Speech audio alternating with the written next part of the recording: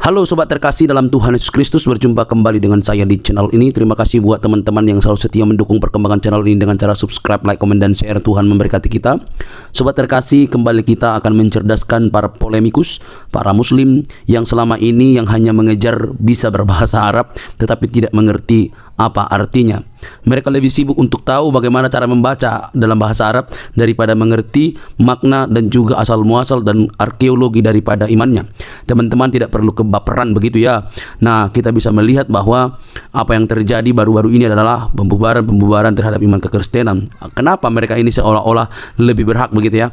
Nah, kali ini teman-teman kita kembali mencerdaskan para muslim supaya mereka tidak buta begitu ya. Jangan kepanasan teman-teman. Mari kita pasang telinga, simak teliti. Ini dia videonya teman-teman. Assalamualaikum saudara Wahid.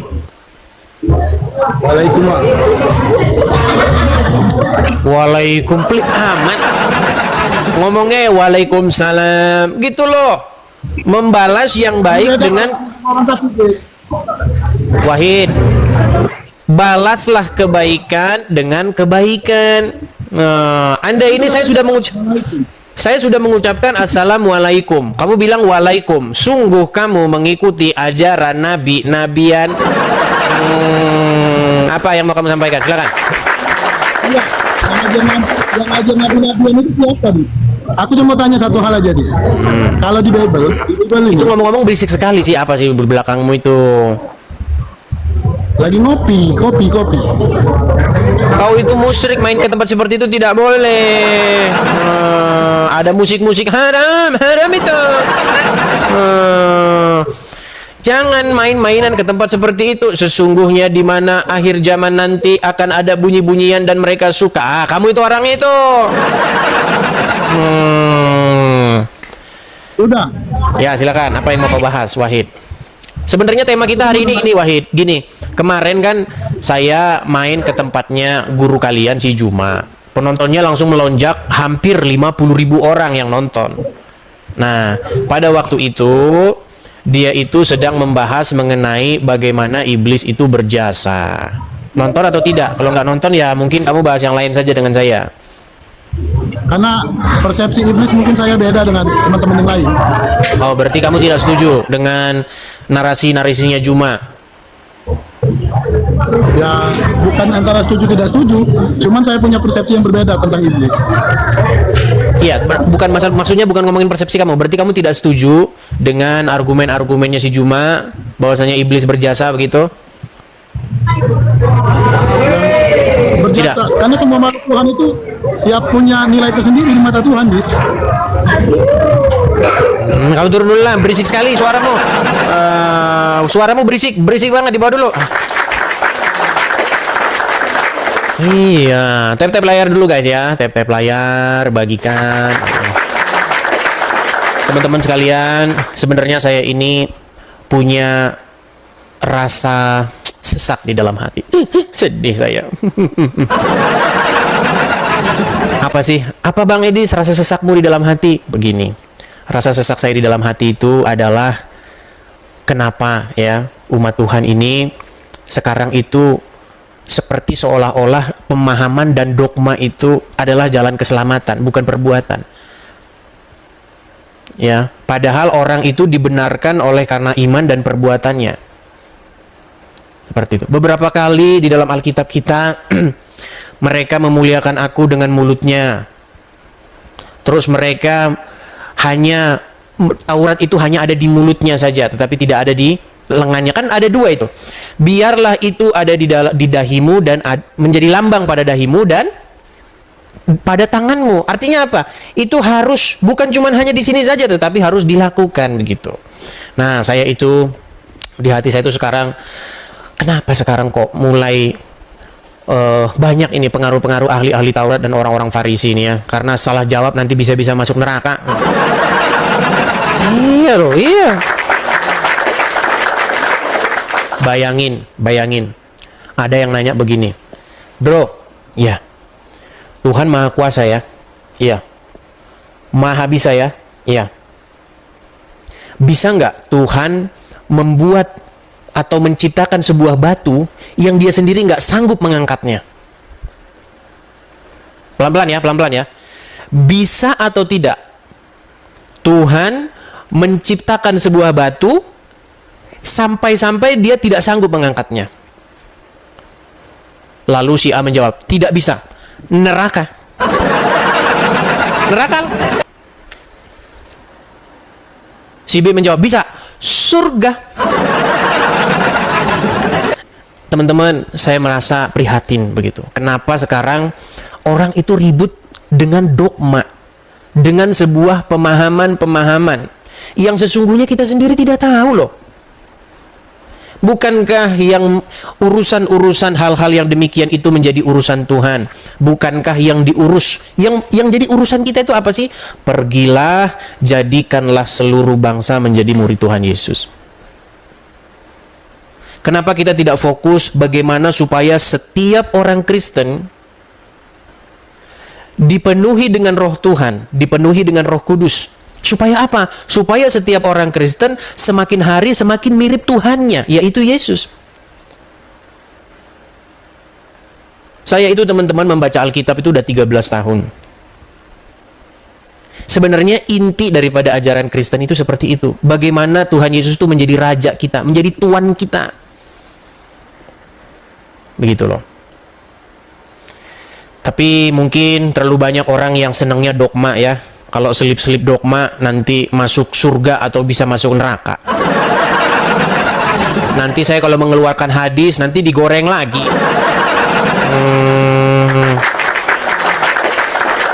Hadisnya bagaimana bang? Barang siapa yang berpaham ini masuk surga. Kalau tidak berpaham ini tidak masuk surga.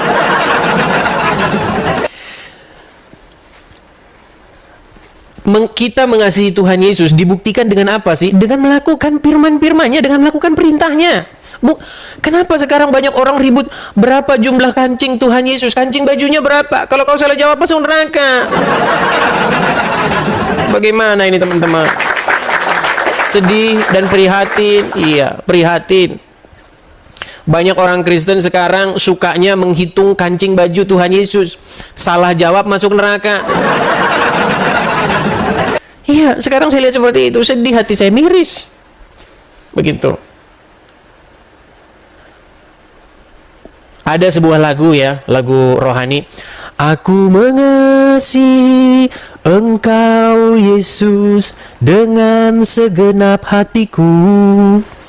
Aku mengasihi Engkau Yesus dengan segenap jiwaku. Apakah mengasihi Tuhan Yesus itu fokusnya adalah berapa jumlah kancing bajunya, ukuran sepatunya berapa, tinggi badannya berapa? Bukan itu. Bukan itu mengasihi Tuhan Yesus, bukan itu.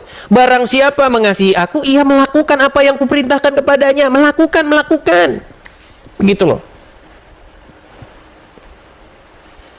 Jadi teman-teman, marilah kita fokus kepada apa yang disuruh oleh Tuhan Yesus. Tuhan Yesus nggak pernah nyuruh loh, kalian harus paham ini, kalian harus paham. Bukan itu, bukan.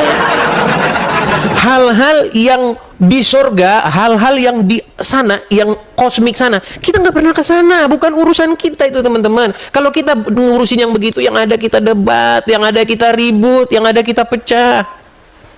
Begitu loh. Ya, teman-teman sekalian. Jadi tugas utama seorang Kristen itu adalah apa? Menjadikan Yesus sebagai tuannya, sebagai Tuhannya. Supaya apa? Supaya kita itu meneladani Dia semakin setiap hari semakin serupa dan segambar dengan Yesus. Jadi barang siapa yang melihat orang Kristen, terpancar Yesus dari dalam dirinya. Itu sebenarnya. Begitu. Jangan kita tiap hari semakin serupa dan segambar dengan iblis. Ya teman-teman ya. Seperti itu. Jadi teman-teman sekalian, marilah kita, setiap Anda diutus, saya diutus, setiap orang Kristen itu diutus. Diutus apa? Memberitakan tentang nama Tuhan Yesus. Supaya apa? Supaya Dia menjadi raja di dalam hidupmu. Supaya Dia memerintah tiap-tiap orang, tiap-tiap rumah tangga, tiap-tiap kepala. Yesuslah yang memerintah, bukan iblis. Begitu ya teman-teman ya. nggak usah meributkan hal-hal yang kosmik, teman-teman. Anda dan saya tidak pernah naik ke surga. Ya, kecuali orang-orang yang ngaku nabi. Contohnya siapa? Nanti saya sebutin, nanti dibilang ini lagi ya. Berat ini teman-teman. Oke, kita kasih naik ada Eli Pusparyani. Ya, silakan Eli Pusparyani. Selamat malam, saudara Eli Pusparyani. Halo.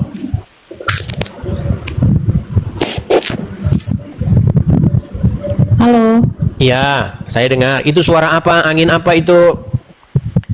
Aduh, bentar ya. Lagi di jalan ini. Bentar. Oh, lagi di jalan. Eli Pusparyani, Anda Muslim atau Kristen? Saya Muslim. Oke, Anda ingin berdiskusi apa? Silakan nyalakan kamera dulu. Sebentar. Itu suaranya seperti Anda itu sedang berdiri di depan kipas angin. Karena begini, begitu. Coba dimatikan dulu kipas anginnya. Mari kita berdiskusi dengan baik, gitu loh. Perdiskusian yang baik dengan niatan yang baik itu akan menghasilkan, mudah-mudahan menghasilkan sesuatu yang baik. Oke. Silakan. Sebentar, saya cari headset dulu.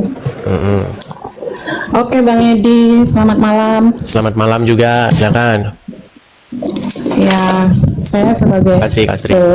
orang Muslim sih ya. Cuman saya akhir-akhir ini udah percaya sama Tuhan Yesus. Astaga. Baik, kita kasih dulu kesaksiannya dulu. Yuk. Jangan nanti pura-pura seperti di roomnya Juma. Oh, dari lahir udah Muslim tapi ngaku-ngaku masuk Islam. Ya, silakan. Enggak lah, Bang. Ya, silakan.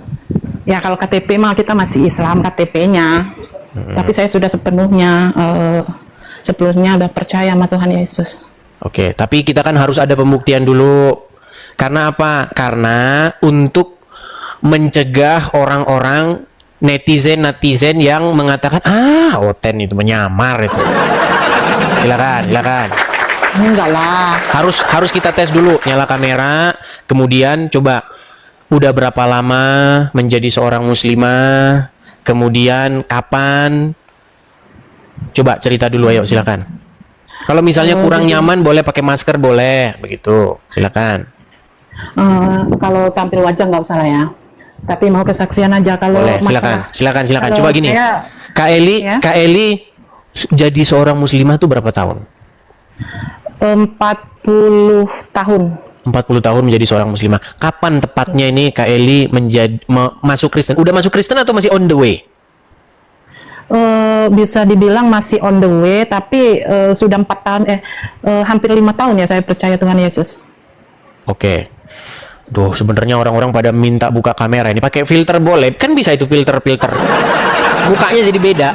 Seperti muka saya ini kan filter. Aduh Bang, nggak pandai kali aku mengoperasikan kamera.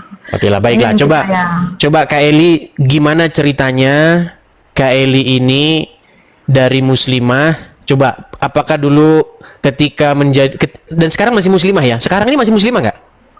Ya KTP-nya aja KTP-nya sih. aja. Kalau keyakinan ya saya yakin sama Tuhan Yesus ya. Okay. Kalau background saya masih keseharian masih terbiasa pakai jilbab. Tapi kan tudung itu kan jilbab itu kan bukan berarti Muslim kan itu. Oke. Coba bisa nggak bacakan dulu kepada para pemirsa bagaimana niat sholat, entah sholat subuh, sholat apa aja terserah, atau doa makan, atau bacaan surat Al-Quran, silakan. Oke, sholat ya. Sholat subuh. Usolli fardhu subuhi rakaataini mustaqbilal qiblati lillahi ta'ala. Ayat kursi. Bismillahirrahmanirrahim. Allahu la ilaha illa huwal hayyul qayyum. La ta'khudhuhu sinatun wa la nawm lahu ma fis samawati wa ma fil ard. Man zal ladzi yashfa'u indahu illa bi izni ya'lamu ma baina aydihim. Sudah tidak bisa terbantah ini. Wa ma la yuhituna bi syai'in min ilmi illa bima syaa wa syaa kursi yuhus samawati wal arda wa la yahuduhu bisuhuma wa huwal aliyyul azim. Sah, udah pasti itu 100% dijamin stempel. Oke. Coba Kak Eli cerita dulu gimana ceritanya kok bisa Kak Eli ini dari seorang muslimah terus sekarang menjadi pengikut Tuhan Yesus. Coba cerita dulu lah. Oke, tapi cerita santai aja ya Bang. Ya, santai saja. Ya. Oke, berawal waktu itu saya tinggalnya di Sumatera Barat ya. Dan saya juga pakai cadar, anak saya di pesantren semua. Ya, terus pada waktu itu ini kesaksian ya. Pada waktu itu saya tinggal di rumah kontrakan, rumah petak. Dan para tetangga ataupun yang punya rumah menyaksikan katanya ada salib di rumah kami. Padahal tidak ada salib satupun. Dan di Sumatera Barat itu sangat fanatik kan.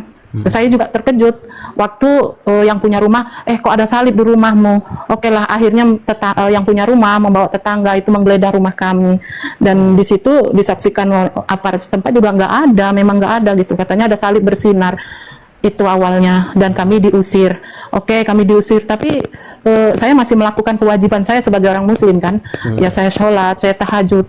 Pada waktu itu malam saya bermimpi. Pada waktu saya sholat, saya bermimpi ada yang mendatangin, badannya besar, tinggi, rambutnya agak keemasan. Dia pegang tangan saya, diajak jalan-jalan ke taman. Mimpi satu kali, oke lah, dan bau harum sekali. Pada saat dia ngajak jalan ke taman yang sangat berbunga, yang indah dan harum, dan dia bilang besok aku akan jemput kamu lagi. Itu antara mimpi dan antar sadar nggak sadar gitu ya. Jadi malam besoknya dia tepatin lagi janjinya. Antara setelah sholat tahajud saya akan mimpi lagi, dan saya akan tanya, siapa kamu sebenarnya? Apakah nenek moyangku atau iblis yang menjelma atau apa gitu? Tapi dia bilang aku adalah Tuhanmu gitu. Tuhan siapa gitu kan? Aku adalah Tuhan Yesus. Besok aku akan mengajakmu lagi jalan-jalan, dan dia tepatin lagi 3 hari sampai 3 hari berturut-turut yang datang Tuhan Yesus terus. Dari situ saya tidak bisa tidur, dan saya sangat takut atau senang saya nggak tahu ya. Tapi pada waktu sholat yang datang hanya dia, dan saya tetap melakukan sholat kewajiban, tapi yang saya sebut di situ hanya Tuhan Yesus. Itu sih. Waktu itu saya cerita sama suami, karena suami saya orang jemaah tabligh, terus aduh kamu udah kafir gitu. Jadi setan, suami istri muslim ini ya, suami jemaah tabligh, iya. Istri cadaran ya. Iya, kami jemaah tabligh semua. Akhirnya, ya pada akhirnya terus saya cerita sama suami, aduh kamu harus diruqyah, harus gini, harus gitu kan. Itu iblis yang menjelma untuk merusak imanmu. Terus tapi saya tetap melakukan sholat, tapi yang ada hanya Tuhan Yesus, dan ada kerinduan terus setiap malam. Ada kerinduan untuk dia datang, dan ya sampai sekarang saya merasa dia ada, sudah di hati, dan tidak perlu datang, karena saya belum paham waktu itu juga namanya firman Tuhan itu apa, itu nggak tahu. Karena yaitu kesalahannya, saya selalu ngikutin Bang Edis, kesalahan orang Islam itu selalu membaca Al-Quran tapi tidak tahu artinya itu. Nah dari situ, jadi saya suka itu selalu mengikuti Bang Edis kan. Jadi saya cari di HP untuk grup-grup alumni sekolah, di situ ada yang beragama Kristen. Setahu saya Tuhan Yesus Tuhan yang orang Kristen kan gitu. Jadi saya cari tahu, saya ceritakan mimpi itu sama teman alumni sekolah, tapi mereka bilang, aduh mimpimu bikin aku merinding, cobalah kamu konsultasi sama pendeta, kata dia kan. Takut dong aku sama pendeta, kayak mana aku mau bilang gitu kan. Akhirnya dihubungin sama seorang pendeta, terus dari pendeta itu akhirnya dikenalkan seorang ustadz. Ustadz ini sudah percaya dengan Isa Al-Masih, kata dia kan. Aduh saya tambah bingung nih, Isa Al-Masih gimana ini? Enggak, sebenarnya Yesus, tapi kalau bahasa Arabnya Isa Al-Masih. Dan pendeta itu saya pikir bijaksana juga, biar belajar Al-Quran di mana ayat-ayatnya yang tentang itu. Aduh, Al-Quran saya khatam gitu kan. Ya tapi cobalah belajar artinya, kata seorang pendeta tadi. Oke, pendeta Simeon namanya. Oke, dihubungilah, saya dipertemukan. Untuk bertemu itu jaraknya jauh ya, dari Sumatera Barat ke Sumatera Selatan. Jauh. Dan itu melalui cerita yang panjang dong sama suami, ribut dulu, dan akhirnya saya bilang, tapi ya waktu mimpi saya bilang sih, malam nanti akan ada datang lagi Tuhanku. Saya bilang waktu mimpi ini, balik lagi ya karena ada yang kelewat tadi, nanti akan ada bau-bau, dan suami saya mencium bau-bau harum itu. Makanya bilang, kalau memang ada dalilnya di Al-Quran, saya ikut yang kamu percayain, kata suami. Oke, kamu berani aku tantang naik motor, katanya kendaraan bermotor roda 2 dari Sumatera Barat ke Sumatera Selatan. Saya berani. Habis sholat Isya kami langsung on the way ke Palembang, ke Sumatera Selatan, naik motor Bang. Berapa jam tuh naik motor, tapi saya menatap langit terus. Di langit saya bilang ada Tuhan yang melindungi, ada Tuhan. Ya sudahlah, nggak usah bilang-bilang kayak gitu terus, katanya, kalau belum ada buktinya gitu, kata suami Bang. Ya akhirnya saya sampailah di kota Palembang, cuman ya saya privasi namanya. Di situ saya belajar ini loh, firman Tuhan tuh ini akhirnya membuka Al-Quran. Dari situ dirangkai dari Al-Quran, dari kitab-kitab semua kami pelajari, dan akhirnya saya percaya, dan di situ disibgoh. Arti sibgoh adalah mandi taubat atau baptis. Oke, langsung saya mau terima. Saya terima, yang penting apapun itu yang menjurus ke Tuhan Yesus, saya terima apapun syaratnya. Saya belum belajar firman Tuhan itu, tapi tidak tahu di hati saya harus gitu. Pokoknya aku harus ikut Tuhan Yesus karena Dia yang bikin tenang. Aku teriak pun mulut saya, ya Tuhan Yesus, ya Tuhan Yesus. Itu udah ada kedamaian di hati gitu. Jadi apapun itu, akhirnya suami pun belajar dari Al-Quran. Ini artinya, dan belajar itu lebih paten dari saya itu tentang firman Tuhan yang di Al-Quran, baik pun di KSI ya, Kitab Suci Injil. Akhirnya pada hari itu kami siap sedia dibaptis. Dan jadi sama malah suami istri? Iya, akhirnya suami istri. Ya, alhamdulillah kan. Dan anak-anak masih kami tinggal semua di Sumatera Barat karena mereka mondok, jadi dia tidak tahu petualangan kami gitu kan. Kami tinggal dulu beberapa saat di Sumatera Selatan. Ya puji Tuhan juga waktu dibaptis itu tangan yang memegang saya tuh ikut mengusap muka saya waktu di dalam air, itu yang saya rasakan, Bang Edis. Ya. Puji Tuhan ya, puji Tuhan. Banyak lah orang-orang yang akhirnya menerima kebenaran. Terus kok bisa tahu channel ini gitu? Kok bisa tahu channel-channel seperti diskusi-diskusi begini? Gimana ceritanya? Ceritanya saya buka di TikTok dong. Saya ikutin terus, dan akhirnya dan di situ memang kebenaran semua yang diceritakan gitu kan. Ya saya ikutin terus gitu Bang. Dan saya sangat suka itu dan sangat membangun gitu kan.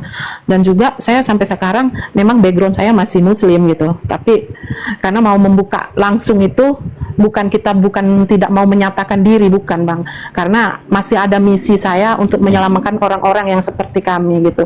Jadi mereka yang tidak tahu ya nggak apa-apalah gitu kan. Karena ada firman Tuhan. Ya, ada firman Tuhan mengatakan cerdik seperti merpati, cerdik seperti ular, tulus seperti merpati. Iya. Itu Bang Edis. Ya. Berarti bagaimana respon dari teman-teman? Udah pada tahu atau masih, karena setelah live ini nanti pasti banyak menerima inbox ini nanti. Kamu ternyata sudah murtad. Aduh. Gimana? Kalau saya sih udah siap-siap aja sih. Ya. Saya siap aja, terserah kan gitu. Ya saya siap aja. Tapi kalau untuk merubah KTP ya, seperti yang saya belajar juga, KTP itu nggak dibawa ke surga, nggak dibawa kemana-mana kan. KTP hanya formalitas dunia aja. Jadi kalau tahu saya naik, nggak tahu ya. Saya berpikir kok malam ini, aduh aku pengen naik nih kayak di TV gitu kan. Ya nggak masalah sih. Kalau mereka tahu nggak apa-apa. Tapi tempat tinggal saya rahasiakan kan. Iya, hati-hatilah. Karena selalu banyak saja orang-orang itu yang nggak menerima keputusan orang lain. Padahal kan memilih agama, memilih iman itu kan privasi orang, pengalaman hidup orang sendiri begitu. Karena kita nggak mungkin kan menyandarkan hidup kita ini atas pemahaman orang gitu, atau atas mulutnya orang begitu. Tapi apa yang kita alami sendiri kan gitu. Iya, mungkin apa nih pesan-pesan kepada teman-teman yang masih menjadi muslimah, masih menjadi muslim? Kalau pesan ya gini ya, terima aja lah kenyataan. Kalau yang benar ya benar gitu. Kalau ya salah ya jangan egois, belajarin benar itu. Halo? Iya, halo? Putus suaranya. Halo? Iya, putus tadi. Gimana? Coba ulang lagi. Ulang tadi. Iya, tadi hilang. Pesan-pesan Anda kepada orang-orang yang masih muslim seperti itu. Iya, kalau pesan untuk yang muslim ya, orang dari Bani Kedar lah ya. Ya maksudnya gini, terima aja lah kenyataan, gak usah egois gitu. Seperti yang Bang Edis bilang juga, pelajarilah artinya yang ada di Al-Quran. Di situ siapa jalan yang lurus gitu kan, dipelajari dengan seksama, nggak usah lah egois gitu kan. Betul. Karena kadang agama itu kan dari keturunan ikut-ikutan gitu ya. Kalau bisa kita kan sudah bisa menilai sendiri gitu, nggak usah ikut-ikutan lah gitu. Cari kebenaran yang benar gitu, direnungin gitu, cobalah menghargai kitab-kitab sebelumnya, sebelum Al-Quran turun. Terus kemana orang-orang dari sebelum Al-Quran dulu, apakah mereka ke neraka semua? Kan nggak mungkin kan. Ya tolong direnungin gitu, ya ada baiknya gitu, merenungi dan menghargai dulu gitu. Itu aja sih Bang Edis. Ya, makasih banyak Kak Eli atas kesaksiannya, ya luar biasa. Nanti kalau diminta nunjukin gereja mana, gereja ini nanti digeruduk lagi gimana? Tapi pergi ke gereja ini ya. Nanti kalau sebutin gerejanya nanti digeruduk lagi. Enggak, kebetulan saya tidak bergereja karena bagi belum kami gereja. belajar gereja itu bagi kami kalau kita berkumpul satu kumpulan, Ya. kami kebetulan ada orang-orang yang berpercaya itulah gereja bukan Ya. gedung ya. Memang itu gereja. gedung. Gereja itu jemaah dia, bukan bangunannya. Ya, jemaat. Bukan bangunannya, jadi saya kira nggak akan apa ya. Berarti ada komunitas sendiri ya? Ada bang. Oke, baguslah, ya mantap lah. Oke. Ya mungkin semangat, yang Bang Edi, sama. ya seperti ini perlu dipupuk terus dan perlu disupport ya teman-teman ya. Jadi kalau memang benar nanti kita ada komunitasnya ada apa, mungkin bisa bergabung di sana. Jadi jamaah Edis TV, kaum muslimin, warul muslimat bisa inbox tuh Kak Eli, bisa bergabung kepada dia. Mungkin Anda juga punya pengalaman spiritual yang sama ya, pengen ikut bergabung, boleh gabung dengan Kak Eli Puspariani begitu. Oke, begitu Kak Eli, ada yang mau disampaikan untuk terakhir atau bagaimana? Udah nggak usah dah, itu Oke. aja. Oke, salam kenal aja sama Bang Edis, terus Ya. semangat untuk membangun. Ya, itu aja. Amin. Tuhan memberkati. Tuhan Yesus memberkati. Assalamualaikum warahmatullahi wabarakatuh. Baik, kita turunkan ya. Iya. Ya, seperti itu ya teman-teman ya. Jadi itulah tugas kita teman-teman. Ya, kita harus memberitahukan tentang nama Yesus. Ya, dogma itu nomor 2 teman-teman. Hal-hal yang metafisik, hal-hal yang kosmik, yang kita tidak tahu persis, nggak usahlah, jangan dipertajam. Ya, perbedaan itu hendaknya ditumpulkan, jangan dipertajam. Yang kita fokuskan adalah memberitakan nama Tuhan Yesus, sehingga apa? Sehingga setiap orang ya, sehingga nama Yesus itu menjadi raja di dalam hidupnya. Raja di tiap rumah tangga, raja bagi seorang suami, raja bagi seorang istri. Kalau Yesus memerintah, Roh Tuhan memerintah, maka disitulah nyata. Ya, disitulah nyata kekristenan itu. Jadi kalau ada orang melihat orang Kristen, dia melihat Yesus ada di dalam dirinya. Ya. Bukan ngeributin dogma-dogma, teman-teman ya. Nanti kalau dogma-dogma itu kalau salah jawab masuk neraka Anda. Kesan. Seperti tadi, bisakah Tuhan menciptakan sebuah batu yang batu tersebut sampai-sampai dia sendiri tidak sanggup mengangkatnya? Hati-hati, salah jawab masuk neraka. Ya. Kalau dijawab tidak bisa, berarti Tuhan tidak maha bisa. Ya kan? Kalau dijawab bisa, berarti juga Tuhan tidak mampu melakukan sesuatu. Nah, ini salah jawab nanti masuk neraka. Nah, maksud saya teman-teman, hal-hal begitu bukan urusan kita. Tuhan Yesus datang bukan untuk ngurusin hal-hal yang begitu supaya manusia bisa mikirin hal-hal begitu, tidak. Ya, Tuhan Yesus datang supaya apa? Supaya kerajaan surga itu memerintah atas bumi. Makanya kalau kita berdoa, datanglah kerajaanmu. Apa maksudnya datanglah kerajaanmu itu? Karena begini teman-teman, dunia atas ya, itu yang memerintah adalah Bapa di surga. Kerajaan surga. Supaya kerajaan surga ini sampai ke bumi, turun ke bumi. Karena di bumi ini banyak iblis yang memerintah, penguasa-penguasa dunia yang memerintah. Setan-setan, iblis-iblis, makanya apa? Kejahatan. Begitu. Kenapa ada kejahatan? Karena iblis memerintah. Begitu ya. Kita fokusnya ke situ. Oke, baik. Kita kasih naik ada Yulia Cancer. Ya, silakan Yulia Cancer.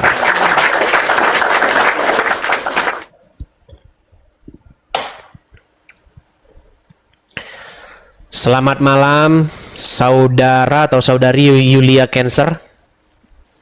Kalau dari muka-mukanya saya lihat kok kayak Elia Miron.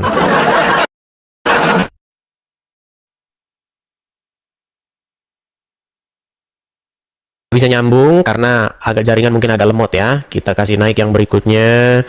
Ada Akhiruddin.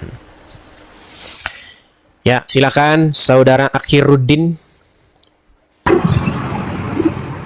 Selamat malam Akhiruddin.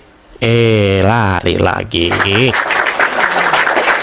Kita kasih naik ada Leon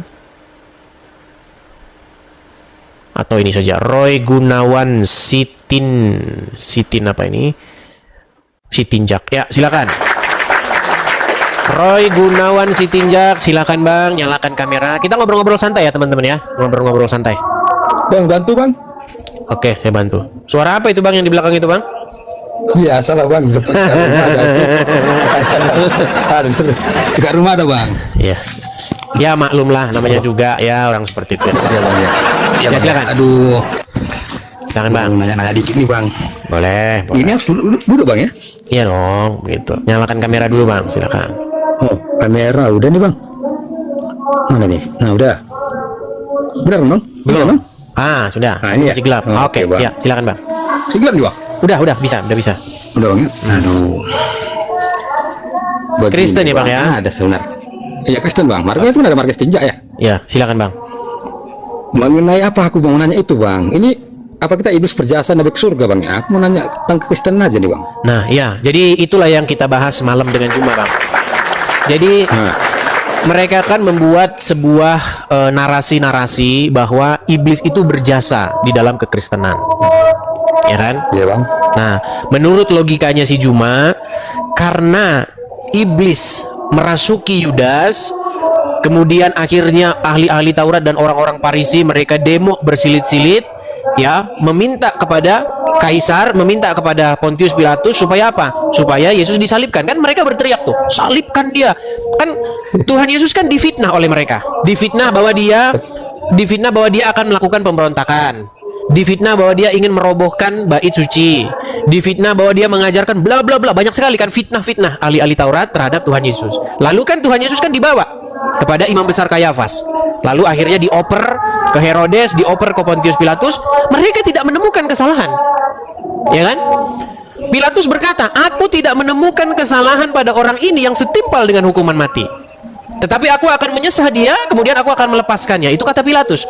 Tapi massa ya yang sudah diprovokasi oleh ahli-ahli Taurat dan orang-orang Farisi ini kan berteriak, salibkan dia, salibkan. Bahkan Pilatus tuh cari cara gimana caranya biar dilepaskan. Karena istrinya itu udah masih kode-kode. Kau jangan kau berani ngapa-ngapain orang benar ini, kata istrinya kan. Nah, Iya benar bang. lalu akhirnya ya, karena iblis yang sudah menguasai mereka ini, akhirnya mereka berteriak salibkan dia, sampai Pilatus tuh cuci tangan dia. Tanganku tidak berdosa atas dia cuci tangan. Nah, inilah kerja Pilatus di neraka, itu cuci tangan. Dia cuci tangan terus sampai selama-lamanya. Nah, singkat cerita, karena itu seperti itu, terjadilah penyaliban. Dan di dalam peristiwa penyaliban tersebut, Tuhan Yesus mempersembahkan darahnya. Dikatakan di dalam kitab Ibrani bahwa dia di dalam ketaatan dan kesolehannya, dia datang ke pelataran bait Tuhan tidak membawa darah lembu. Dia tidak membawa darah domba, tetapi dia bawa darahnya sendiri sebagai persembahan yang kudus di hadapan Bapa. Dan oleh karena itu ia berkenan seperti itu, melakukan pendamaian. Nah, Juma kan nggak tahu itu, namanya juga kadrun. Nah, lalu Juma berpikir begini, ini logikanya dia nih. Logikanya Juma gini. Berarti iblis berjasa dalam hal membuat keselamatan di dalam agamamu. Karena berkat iblis lah itu semua. Nah, saya waktu itu bang, tadi malam itu yang nonton hampir 50.000 bang. Waktu saya naik itu yang nonton naik langsung hampir 50.000, 45.000 sekian. Mungkin dibisukan dulu ya bang ya, karena berisik sekali. Nanti abang Oke, nanti abang ngomong lagi ya. Nanti kalau mau ngomong silakan di unmute dulu kalau mau ngomong. Nah, saya bilanglah begini, Juma, kalau metode berpikirmu seperti itu, maka menurutmu kan disebutkan di dalam agamanya mereka ada seorang perempuan Wahyudi. Ini saya bacakan saja ya. Kita putarkan video. Kalau kita yang ngomong nanti mereka nggak percaya. Nih, saya putarkan ulang. Coba ya. Tolong dengarkan jemaah ya. Ternyata wanita Yahudi ditaruh racun di kambing tersebut. Sehingga Nabi pun makan kambing tersebut. Kemudian tiba-tiba kambing itu berbicara, ini masmu, sungguhnya aku beracun. Akhirnya Nabi mengatakan para sahabat berhenti, sungguhnya ada racunnya. Tapi sebagian sahabat akhirnya meninggal dunia. Dan Nabi juga sempat mengunyah racun tersebut. Itulah racun yang akhirnya masuk ke tubuh Nabi. Dan itu sebabnya Nabi SAW sakit. Tatkala Nabi akan meninggal dunia, Nabi berkata, fahada awanu wajatun qita'a abhari min dzalika sum. Saatnya wahai Aisyah, tiba saatnya aku merasakan urat nadiku terputus gara-gara racun tersebut. Racun sangat kuat. Nah, jadi menurut sejarah mereka bahwa sang nabi itu meninggal oleh karena tangan perempuan Wahyudi yang meracunnya. Akibat daripada racun tersebut membawa sang nabi meninggal dunia dan syahid masuk surga. Nah, pada waktu diskusi itu saya bilang begini, berarti menurut logikamu bahwa perempuan ini berjasa dia membuat sang nabi masuk surga. Pada waktu itu pusinglah dia, mumetlah dia. Aduh, gimana nih? Lah kalau seperti itu pola pikirnya kan sesat. Bukan begitu cara pola pikirnya. Pemahamannya salah gitu loh. Makanya kalau memang seperti itu kamu terapkan kepada iman kami Kristen, maka menurut cara pikirmu, maka perempuan Wahyudi yang telah meracun tadi membuat Nabi masuk surga, dia berjasa. Makanya kalian harus memberikan penghargaan setinggi-tingginya kepada perempuan itu karena membuat Nabi masuk surga. Ya, bukan begitu logikanya. Itu logika macam apa itu? Ya silakan Pak, boleh tanggapi. Di unmute dulu Bang, unmute dulu, dibuka dulu mikrofon Abang masih ketutup itu Bang.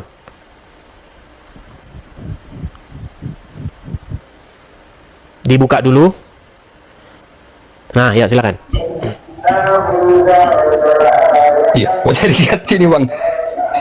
Jadi kalau tanggapanku ya Bang ya, mengenai diskusi memang sama Juma Bang ya.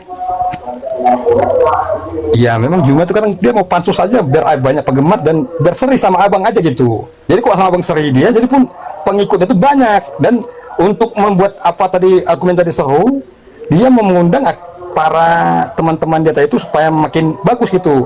Jadi kan macam kayak beradu argumen, kalau dia ngomong seperti ini, kita lawan seperti ini. Kalau dia maju seperti ini, kita lawan dari samping. Seperti itu kalau menurut aku. Iya. Sayangnya Bang seperti itu Bang. Tapi sayang 1000 sayang Bang. Sayang 1000 sayang. Saya ngomong itu cuman berapa sekian ini langsung diturunkan.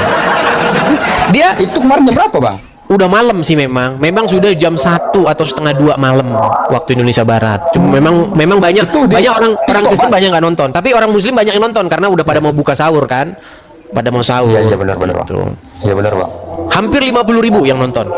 Saya pernah juga debat dengan Yusuf PI juga yang nonton sekitar segitu. Memang kalau apa bintang dalam tanda kutip ya, bintang ketemu bintang tuh pasti ya yang nonton langsung meledak.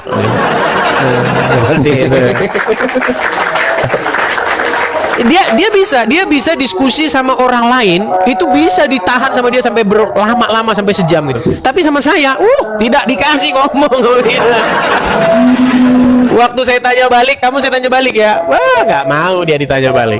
Nah, saya bilang kalau dia ngasih saya bertanya, meninggal dia. Meninggal dia. Bisa lah nanti ditonton ulang videonya. Silakan teman-teman nonton. Ada di mana Bang? Ada di YouTube juga Bang? Sayangnya itu di tempat mereka karena di komal mereka kan. Jadi nggak tahu, mungkin ada orang-orang Kristen juga yang upload juga. Dicari aja debat Juma sama saya yang terbaru. Oke, hanya itu Bang. Makasih Bang. Sama-sama. Oke Bang. Selamat malam Bang. Kita Bang. Shalom. Ya, suaranya sangat ribut ya, backgroundnya ya. Di dalam Al-Quran ada satu ayat berbunyi begini, Ati'ullah wa ati'ur rasul wa ulil amri minkum. Ulil amri minkum. Ulil amri itu artinya seorang pemimpin. Ya, disuruh taat kepada seorang pemimpin. Ya. Nah, yang menjadi masalah tuh begini. Negara kita itu sudah memberikan peraturan. Kalau suara azan loh ya, yang dibilang tuh azan, itu maksimal sekian desibel. Yang diizinkan itu hanya azan. Kalau yang seperti tadi itu yang itu nggak diizinkan.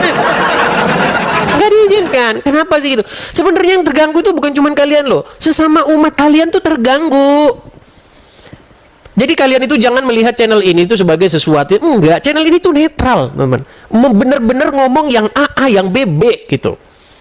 Memang kadang-kadang kalau kita ngelawan arus, teman-teman, itu nggak mudah, teman-teman. Karena orang tuh udah terlanjur, kebanyak orang tuh mikirnya udah begitu. Dan ini kita budayakan nih. Kita ngelawan arus, gitu loh. Karena apa? Karena kita ini mau membiasakan yang benar. Bukan membenarkan yang udah biasa terjadi di masyarakat. Kan yang terjadi seperti itu. Udah biasa gitu Bang, di sini udah kebiasaannya, ya bener-bener aja dah. Nah, bukan begitu ya. Sekali lagi channel Edis TV ini mau menggaungkan satu slogan, mari kita membenarkan yang benar, membiasakan yang benar. Mari kita membiasakan yang benar, jangan membenar-benarkan yang biasa ya, seperti itu. Karena yang biasa terjadi di tengah masyarakat itu belum tentu benar, belum tentu.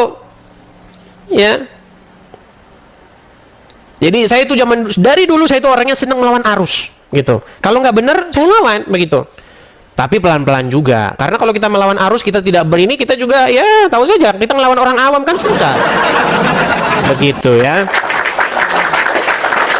Oke, kita kasih naik ada Priyanto Sitorus. Ya, silakan Priyanto Sitorus. Oke, Priyanto Sitorus turun.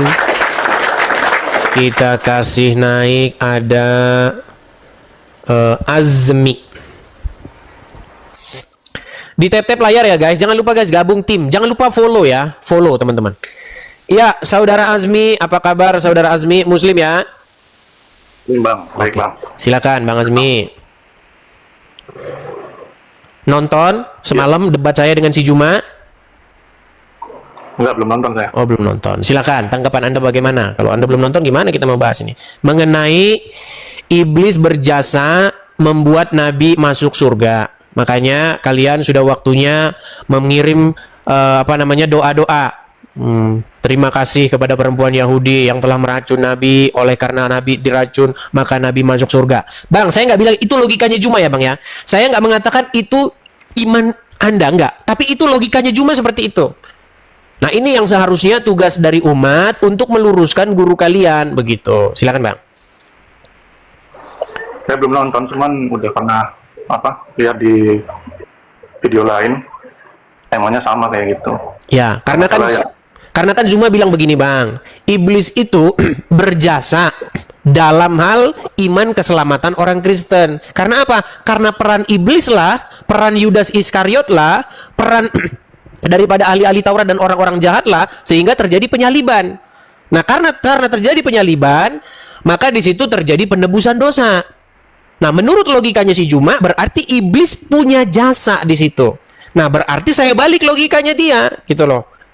Di dalam meninggalnya Rasul, meninggalnya sang Nabi, itu kan disebabkan oleh karena racun.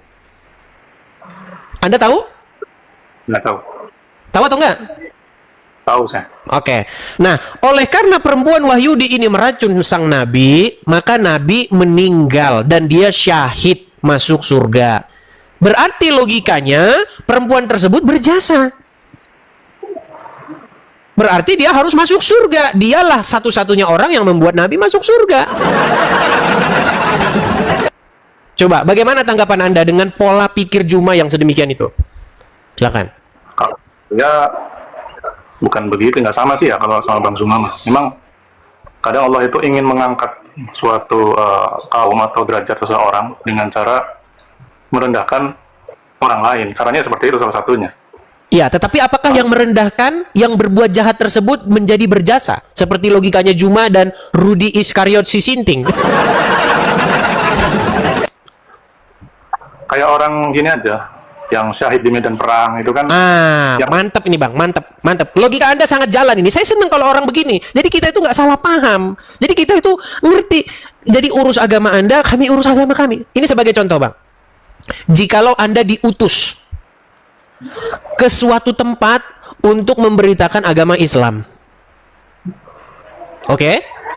Tetapi Anda tahu kan ada risikonya itu. Memberitakan kebenaran, Islam kan versi Anda kebenaran ya. Memberitakan Islam yang dalam pikiran Anda itu adalah kebenaran, kan nggak semua orang nerima. Ada risikonya. Bisa nanti orang di situ orang nggak mau, nggak seneng, diancam mati dan lain sebagainya. Nah, ketika Anda memberitakan agama Islam di suatu kaum, suatu tempat, lalu ada orang yang tidak suka dan akhirnya membunuh Anda. Lalu kan Anda kan syahid ini, syahid di medan perang, di medan jihad, betul nggak? Betul. Nah, yang menjadi pertanyaan saya, apakah orang yang membunuh Anda itu berjasa? Tentu tidak, kan pola pikirnya bukan begitu. Apakah itu yang membuat Anda masuk surga? Menjadi syahid? Tidak. Yang membuat Anda syahid, yang membuat Anda itu masuk surga adalah ketaatan dan kesetiaan Anda mengemban tugas yang diamanahkan kepada Anda. Kan gitu pola pikirnya. Sedangkan sang pembunuh dia berbuat jahat, kan gitu. Betul nggak? Mungkin lebih mirip syahid itu semacam kompensasi daripada kejahatan orang gitu. Nah, artinya yang membuat Anda masuk surga yang membuat Anda selamat masuk surga itu adalah ketaatan, kesetiaan Anda mengemban tugas sampai Anda menyelesaikan tugas Anda sampai mati, kan gitu. Itu tahu, Bang. Iya, tapi logikanya si Juma, orang yang membunuh itulah yang membuat masuk surga. Makanya orang yang membunuh itulah yang berjasa. Menurut logikanya si Juma, somplak. Begitu, Bang. Itu saya tarik ya, Bang. Mungkin yang dimaksud kenapa dianggapnya iblis itu berjasa karena di sana ada dogma itu tadi, penebusan dosa itu, Bang. Baik. Seolah kalau tanpa iblis, Yesus tidak disalib, maka tidak ada itu penebusan dosa. Begitu mungkin. Logikanya begini, Bang. Begini. Jadi, Rasul Paulus di dalam suratnya kepada jemaat di Roma, dia berkata begini. Oleh karena penolakan, kan orang-orang Yahudi, ahli-ahli Taurat dan masyarakat itu kan menolak Tuhan Yesus. Mereka menolak Yesus, nggak menerima dia. Makanya mereka berteriak untuk disalibkan. Akibat daripada provokasi dan fitnah-fitnah itu. Nah, kata Rasul Paulus ketika dia menulis suratnya kepada jemaat di Roma, oleh karena penolakan orang-orang Yahudi, oleh karena ketidaktaatan orang-orang Yahudi, oleh karena pemberontakan orang-orang Yahudi, maka Injil itu diberikan kepada bangsa lain. Sehingga bangsa lain mendapatkan keselamatan. Terlebih-lebih lagi, apalagi kalau orang Yahudi itu pada waktu itu taat, Bang. Oleh karena pelanggaran orang Yahudi saja bangsa-bangsa lain dapat berkat kok. Apalagi kalau orang Yahudi pada waktu itu mendengar Tuhan Yesus. Jadi pola pikirnya bukan seperti itu, Bang. Begini, penebusan dosa terjadi itu begini, Bang. Ketika Tuhan Yesus dianiaya, ya, mungkin kalau pakai kata Tuhan nanti Anda jadi, Tuhan kok dianiaya gimana sih ini? Tuhan kok dia? Ya udah pakai kata Tuhan aja lah, ya. Ketika Tuhan Yesus dianiaya, ketika Tuhan Yesus disalibkan, dia tidak berbuat dosa. Sekalipun dia dianiaya, dia tidak membuka mulutnya. Seperti domba yang keluh yang dibawa ke pembantaian. Dia tidak melakukan perlawanan. Dia diam. Dia tidak melakukan perlawanan. Dia tidak menghasut masyarakat untuk membela dia. Ayo kita lakukan pemberontakan. Tidak. Ya. Muridnya ketika mengangkat pedang, Simon Petrus sarungkan, kata dia. Nah, dikatakan di dalam Alkitab, ia setia sampai pada matinya. Nah, ketika Tuhan Yesus mati, tercurah darahnya di kayu salib, dia itu dikatakan di dalam surat, di dalam kitab Ibrani dikatakan, dia datang ke pelataran rumah Tuhan bukan membawa darah domba, bukan membawa darah lembu seperti imam-imam. Tidak. Kalau di dalam hukum Taurat, mereka itu mengadakan pendamaian dengan darah lembu. Darah lembu dibawa ke hadapan Tuhan sebagai pendamaian supaya Tuhan tuh jangan murka.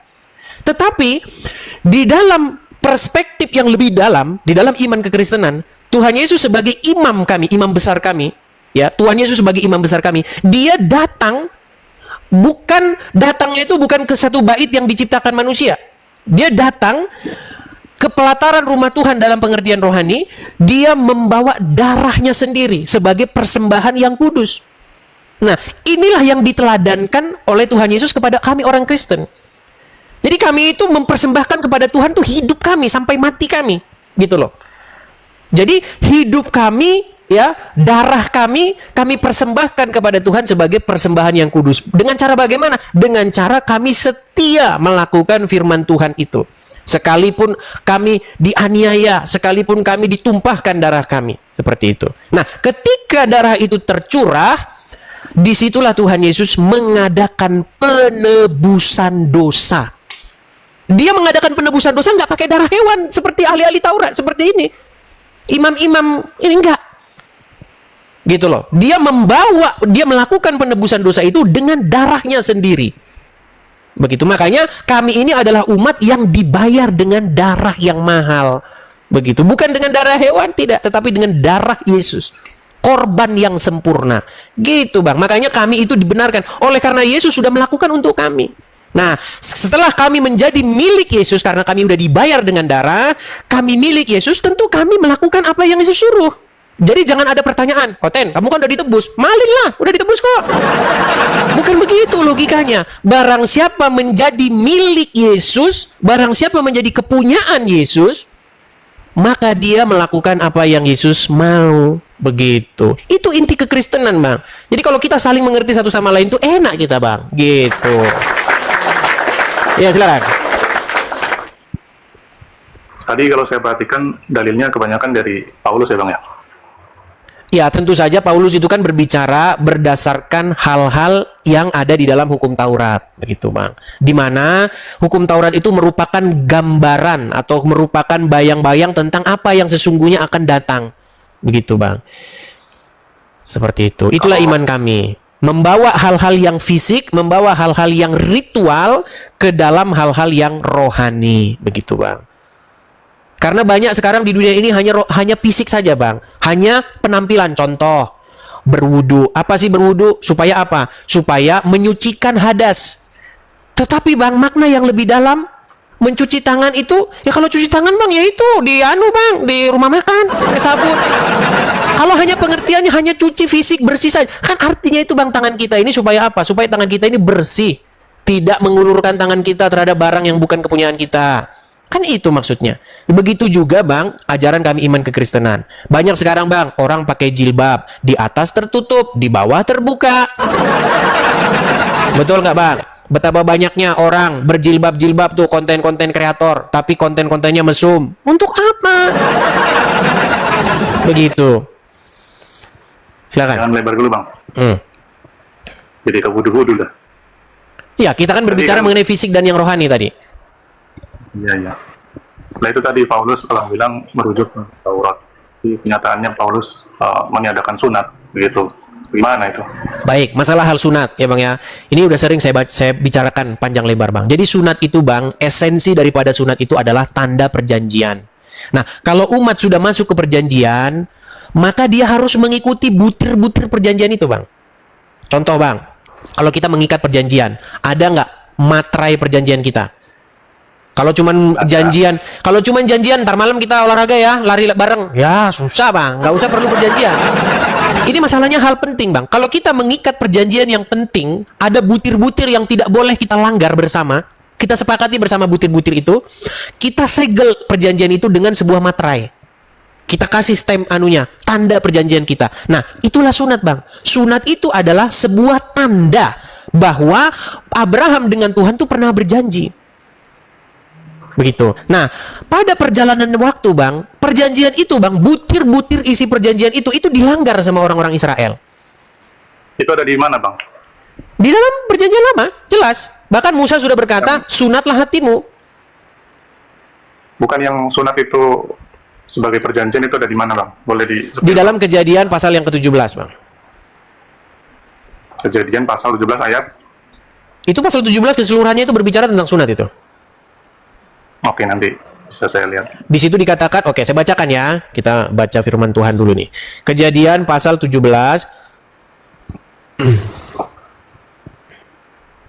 Racun sangat kuat. Sampai saat Bentar ya. Kejadian pasal 17. Iya, itu sunat Bang ya? Disunat, ya. Karena Tuhan Yesus mengikuti kebiasaan orang Yahudi.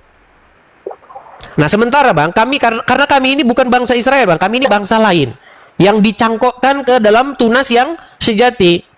Begitu. Makanya kami masuk ke perjanjian itu bukan dengan cara sunat. Materainya bukan lagi sunat Bang. Ntar nih ya, saya kasih.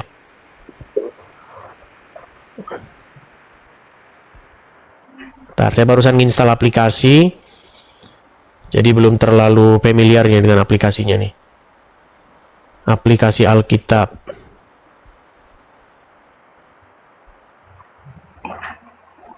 Oh ya, Kejadian pasal yang ke-17 ya.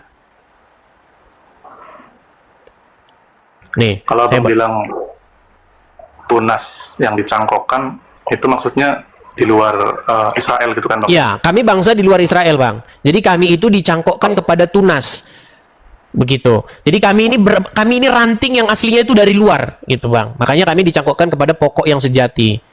Begitu. Nah, kami bukan melalui sunat Bang, tetapi kami melalui pembaptisan. Kami melalui penebusan. Materai kami bukan lagi sunat, tetapi darah Yesus. Seperti itu. Makanya Tuhan Yesus itu mengadakan satu perjanjian baru. Karena yang lama itu sudah usang. Seperti itu Bang. Materainya sudah ganti. Seperti itu. Bang. Kalau bilang udah usang, tapi saya pernah baca Yesus itu tidak datang untuk meniadakan Taurat, bahkan dia untuk menggenapinya. Betul. Bahkan satu iota akan hilang gitu. Betul, betul Bang. Tuhan Yesus datang bukan untuk menghapus hukum Taurat itu, betul. Tetapi dia itu datang untuk justru menggenapinya. Justru dia itu datang untuk melengkapi itu, menggenapi itu. Dia melakukan apa yang tertulis di dalamnya itu dan menyingkapkan artinya atau maknanya, seperti itu Bang. Berarti kalau Yesus sunat, kenapa malah yang pengikutnya nggak ikutan sunat, Bang? Karena kami bukan lagi hidup dalam suatu perjanjian baru. Karena di dalam hukum Taurat itu, Bang, juga berbicara tentang Musa itu pernah berkata, maka sunatlah hatimu. Musa itu sudah berkata begitu, Bang. Karena ketika orang sunat, Bang, dikerat kulit katanya, banyak, Bang, orang nggak berubah, Bang, setelah disunat itu. Hatinya tetap saja kotor. Banyak. Setelah dia sunat sama nggak sunat, sama-sama tukang main judi. Waktu belum sunat, main judi, ngadu ayam. Setelah sunat, main judi, ngadu ayam. Nggak ada perubahan. Gitu. Jadi kita bukan melakukan hal-hal yang seperti itu, Bang. Makanya esensinya itu begini, Bang. Berpindah dari hal-hal yang jasmaniah kepada hal-hal yang rohaniah. Begitu, Bang. Itu banyak, Bang. Bukan cuma itu saja. Banyak sekali hal-hal di dalam hukum Taurat itu yang tidak dipahami oleh ahli-ahli Taurat. Karena ahli-ahli Taurat dan orang-orang Farisi ini, kata Tuhan Yesus, banyak dari mereka itu adalah hamba uang, Bang. Jadi mereka itu melakukan segala sesuatu itu karena uang. Dan itu terjadi sampai detik ini, Bang. Banyak sekali sampai hari ini, pemuka-pemuka agama itu hanyalah hamba uang. Banyak. Nggak terhitung. Seperti itu, Bang. Jadi itulah yang ingin diluruskan. Contoh misalnya, Bang, mengenai hendaklah hukum Taurat itu ada menjadi tanda pada dahimu dan di lenganmu. Jadi dahi ini kan pikiran, pola pikir. Kemudian tangan ini melambangkan sebuah perbuatan. Begitu. Nah, sekarang orang Wahyudi, Bang, itu cuma diikat-ikat aja di kepalanya sini. Tahu orang Yahudi yang ikat-ikat kepalanya di sini tuh sama si Yahudi gadungan, siapa itu namanya sih?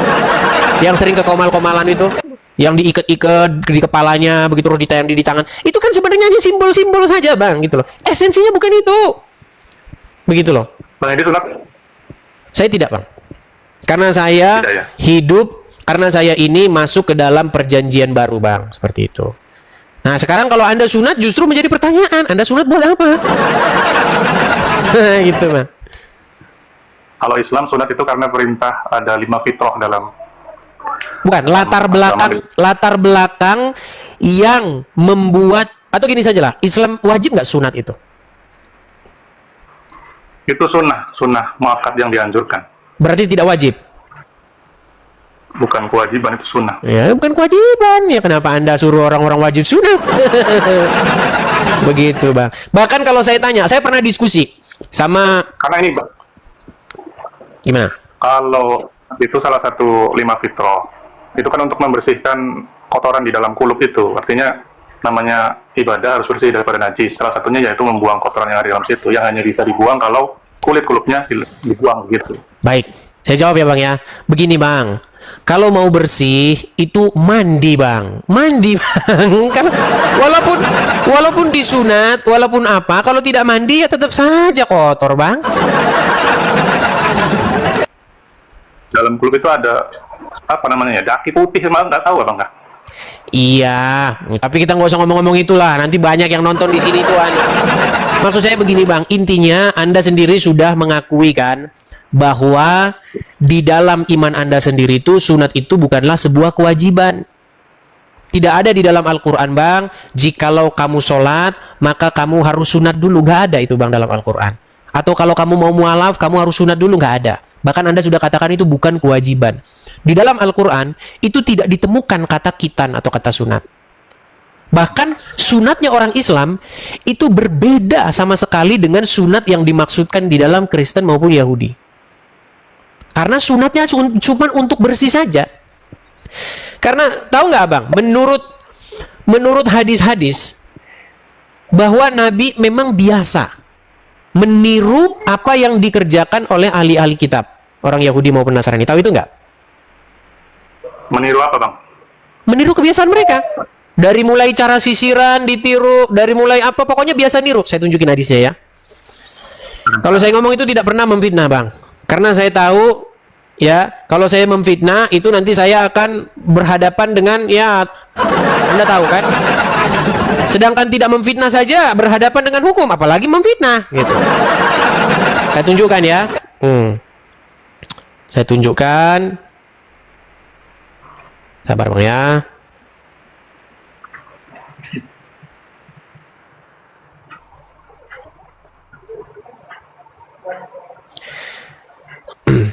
Saya tunjukkan itu hadisnya ada di dalam Sahih Bukhari. Ya. Sahih Bukhari.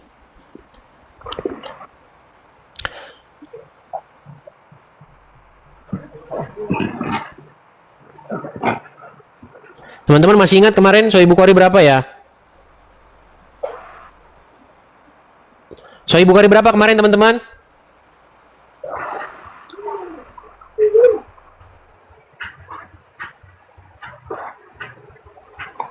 Sahih Bukhari berapa kemarin?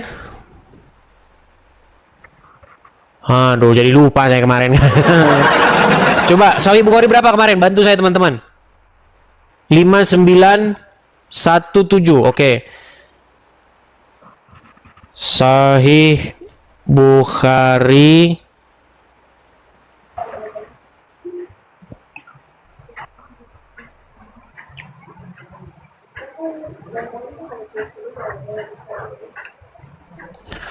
sabar ya teman-teman ya. Aduh. 59 berapa teman-teman? Aduh. Enggak, skip dulu aja deh, Bang. Gimana? Bentar, Skip Bang. dulu aja, Bang. Ya pokoknya ada lah itu, Bang. Di mana Nabi itu biasa 5917. Oke, Sahih Bukhari 5917. Sahih Bukhari 5917. Bentar, Bang ya. Niru 5917. Bentar.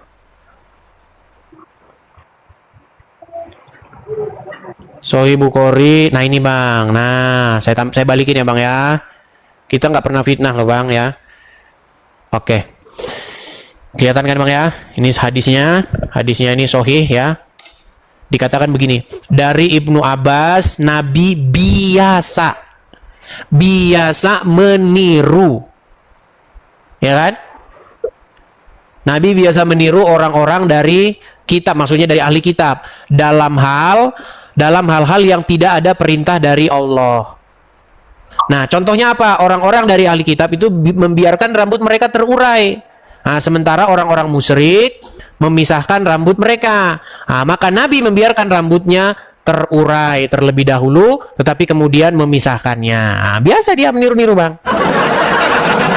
Dan ini bukan cuma hal rambut saja, Bang. Di sini hal-hal begitu. Itu hal-hal ini yang sifatnya apa ya? Jasmania, kayak rambut itu, Mas. Ya iya, seperti tadi itu, sunat tadi itu juga, Bang. Sunat juga kan hal-hal yang jasmania. Menurut Anda kan hanya biar bersih, kan? Contoh, dilihat orang Wahyudi tidak makan babi, maka ikut-ikutan maka diharamkan bagimu babi. Dilihat orang Wahyudi, banyak loh, Bang, hadis-hadis itu yang dia itu terinspirasi dari orang-orang Yahudi loh. Tahu siksa kubur? Mengenai siksa kubur tahu nggak? Itu terinspirasi dari mana? Gimana, Bang? Siksa kubur. Kenapa siksa kubur? Nah, Abang banyak nggak taunya. Ya, kapan-kapan lah itu kita bahas lagi, Bang. Bang banyak nggak taunya. Oke, mungkin. Gimana siksa? Lu ada, Bang, siksa kubur. Siksa kubur itu berbicara tentang pernah ada seseorang bertanya kepada Rasul, ya kan? Perihal apakah benar? Karena ada suara menjerit-jerit tuh. Oh, dari dalam kubur katanya kan. Apa itu ya Rasul? Itu adalah perempuan yang disiksa katanya. Tahu nggak? Mau saya bacain berita. Tapi nanti kepanjangan, Bang. Nggak apa-apa. Ini kan mau belajar, bukan? Oke, baik. Baik. Karena kita Biar manfaat. kemarin saya dikasih gelar Ustadz loh. Nah, jadi kalian memang harus berguru kepada saya. Ya, saya bacakan ya.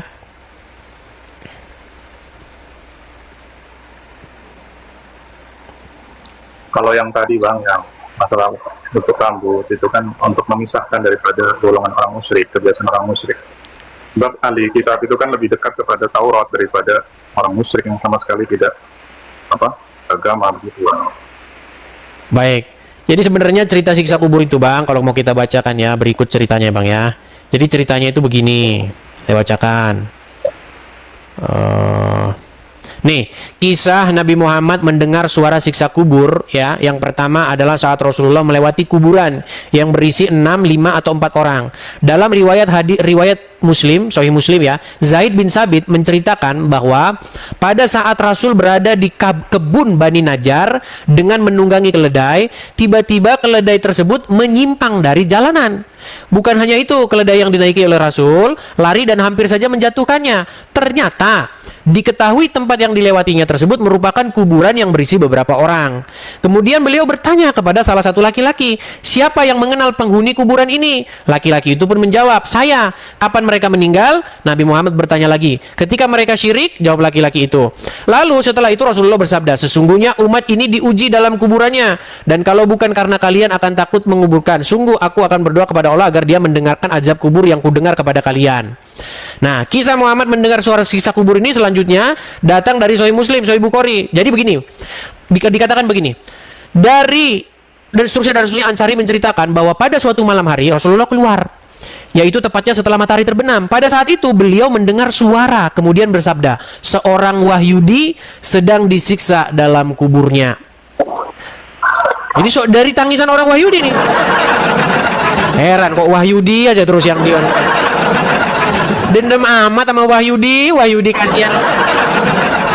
Saya heran begitu. Sekarang ada Wahyudi gadungan itu namanya Billy, dipuji-puji sama umat muslim. Sedangkan menurut Muhammad, Wahyudi disiksa di dalam neraka, di dalam kubur disiksa.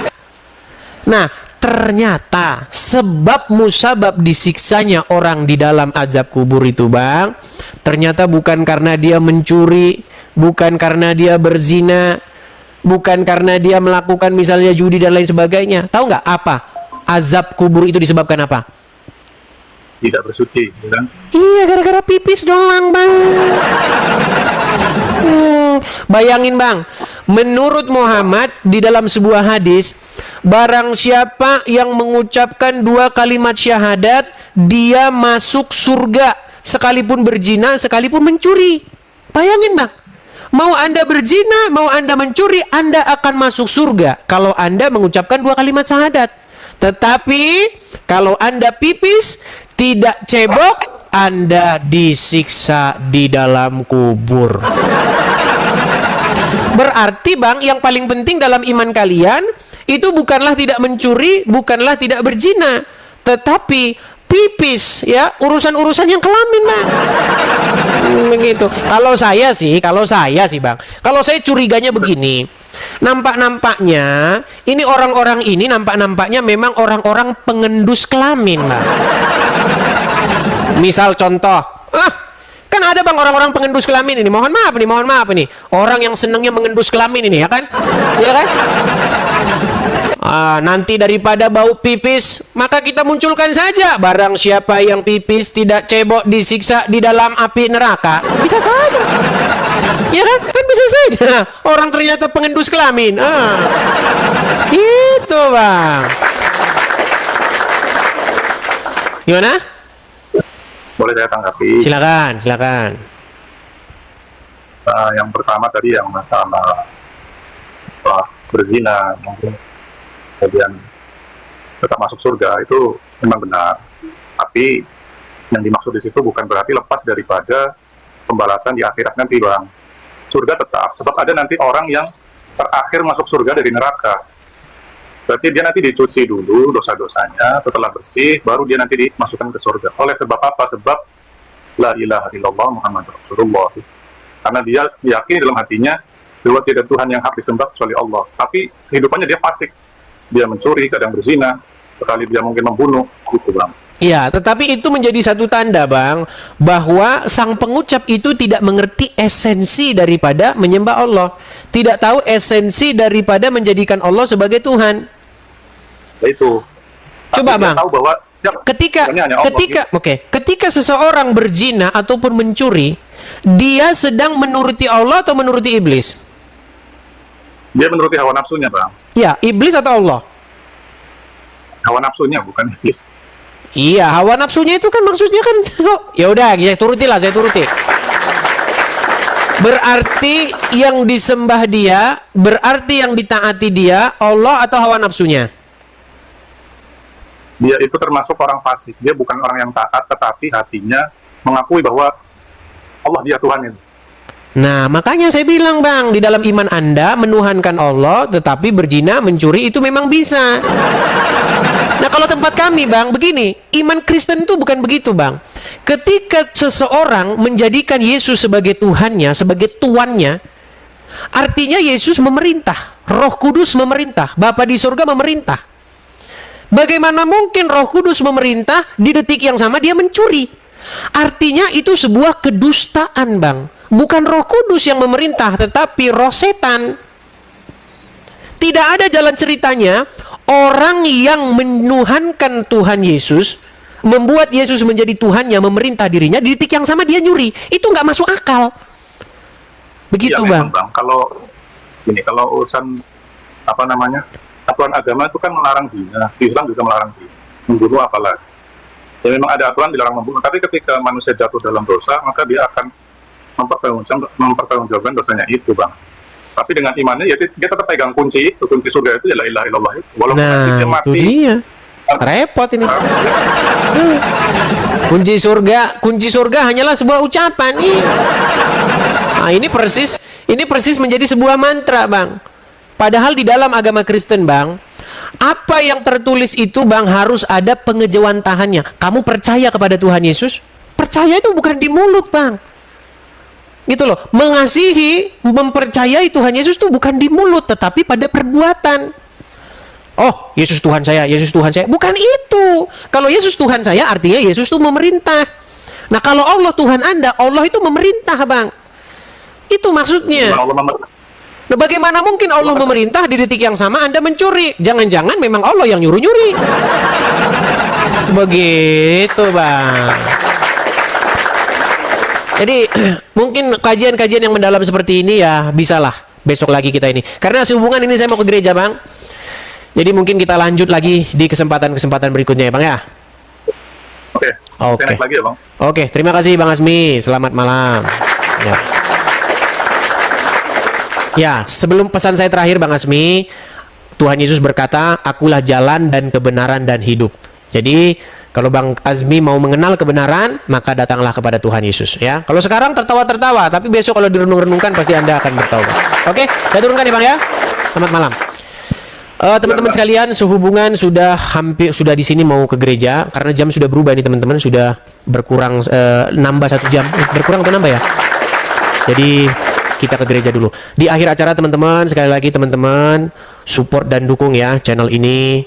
Teman-teman, saya ucapkan makasih kepada teman-teman yang telah mensupport channel ini, baik dengan tap-tap layar, dengan setia mantengin. Baik teman-teman yang terkasih dalam Tuhan Yesus, satu kebanggaan bagi kita untuk selalu menyampaikan fakta kebenaran di dalam dialog lintas iman atau dialog lintas agama atau perdebatan, perdiskusian yang bisa tersaji di media, baik di TokTok, baik di YouTube dan lain sebagainya. Dan tetap dukung untuk semua apologetik Kristen supaya tetap berkiprah, bersemangat di dalam menyampaikan kebenaran, bahkan memberikan sebuah argumentasi perlawanan terhadap iman orang-orang yang selama ini begitu sibuk membahas kekristenan, begitu ya.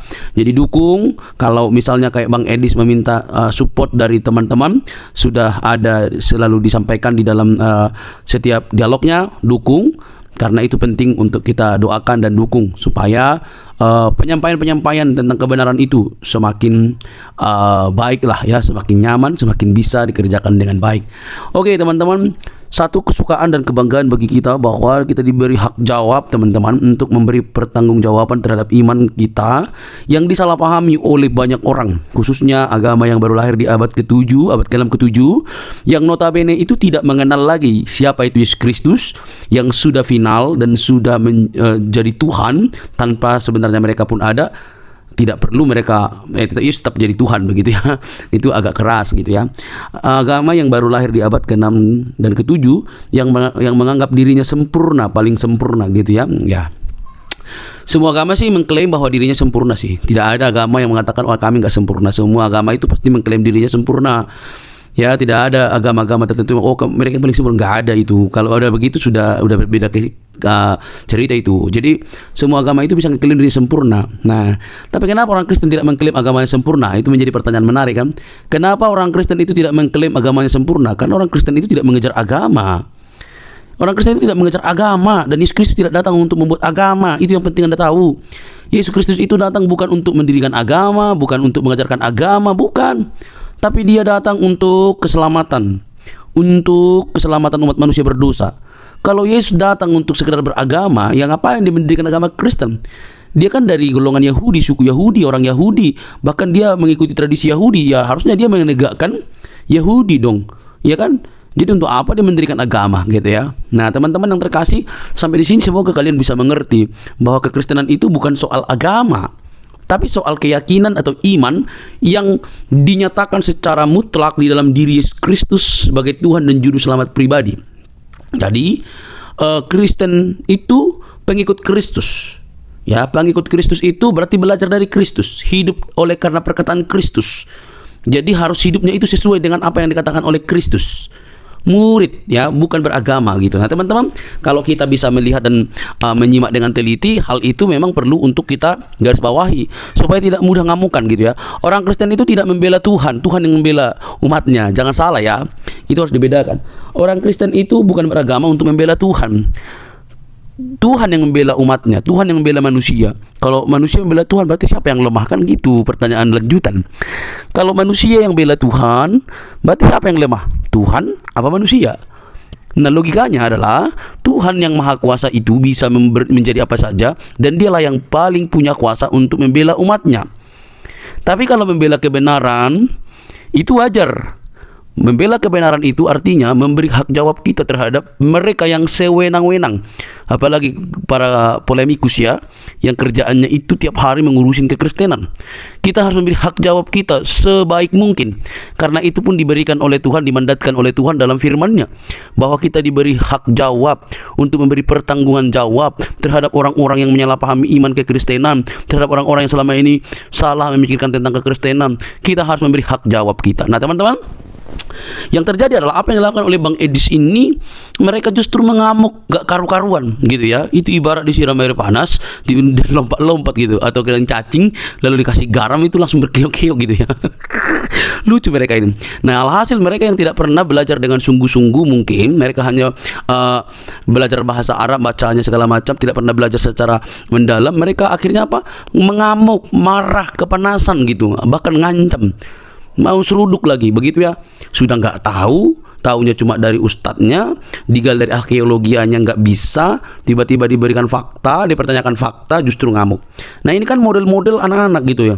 Ini sifat-sifat childish yang dipamerkan atau selalu dininabobokkan, sehingga mereka hanya mengeluarkan luapan-luapan emosi ketika mereka tidak bisa jawab kekristenan. Kan miris itu teman-teman. Coba deh berpikir secara cerdas. Nah, tetapi yang namanya kebenaran ya pasti mau dibengkokkan gitu ya. Ya Kristen itu kebenaran sih. Kebenaran yang memerdekakan manusia dari dosa. Dosa umat manusia itu yang membinasakan, tapi Kristus menyelamatkan kita. Oleh karena itu teman-teman, mari terus kita bersemangat untuk boleh menyampaikan kebenaran, karena kebenaran itu memerdekakan orang dari dosa. Kebenaran dalam Kristus Yesus. Dialah juru selamat, tidak ada yang lain, karena di dalam Dia tidak ada dusta. Di dalam Kristus tidak ada kebohongan. Di dalam Kristus ada kemerdekaan. Di dalam Dia keselamatan terjamin. Saat engkau percaya, Dia memateraikan diri kita dengan Allah Roh Kudus yang menjamin kehidupan kita. Percayalah, Dialah sang sumber terang itu yang menyelamatkan kita dari dosa. Teman-teman, tidak perlu kepanasan, jangan skip, jangan biarkan tayangan ini, sebarkan di media-media teman-teman sehingga banyak orang yang dicerdaskan. Ingat, Kristus itu mengasihi semua umat manusia. Sampai ketemu di video selanjutnya teman-teman. Tuhan memberkati. Shalom.